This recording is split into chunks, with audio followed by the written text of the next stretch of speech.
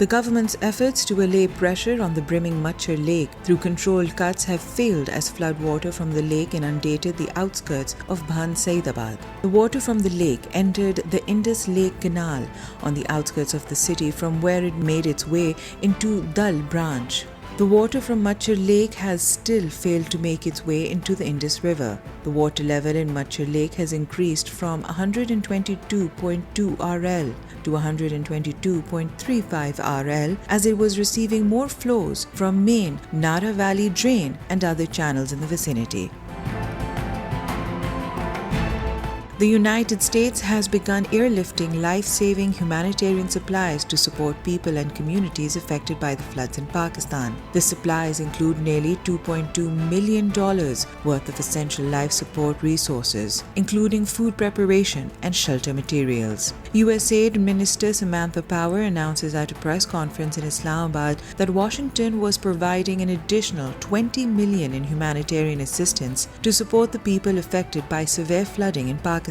Meanwhile, the World Food Programme announced that it was scaling up its emergency response to reach 1.9 million people affected by the floods in Pakistan. The WFP have already reached more than 400,000 people with food assistance in Balochistan, Khyber Pakhtunkhwa and Sindh, and continues to expand its operations in support of the government-led response in the country.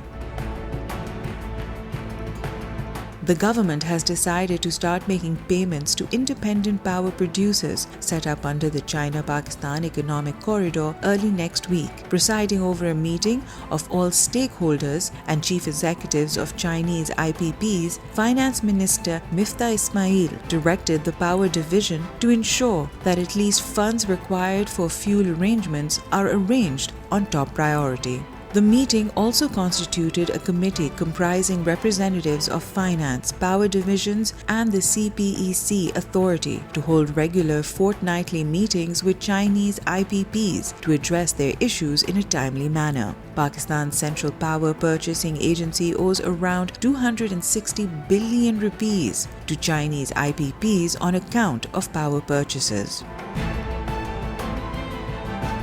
4 policemen were killed and 2 others sustained injuries when a convoy of Tank Tehsil Chairman Saddam Hussain Khan was ambushed by unidentified gunmen near Pai village. According to the police, the slain and injured policemen were accompanying the convoy of Tehsil Chairman, who was returning to Tank City after visiting the flood-hit villages. The martyred police personnel were identified as Havildar Imran, Havildar Barkat, and Constables Rafiullah and Fazlur Rahman, while the injured were identified as Mumtaz Ali and Muhammad Gul.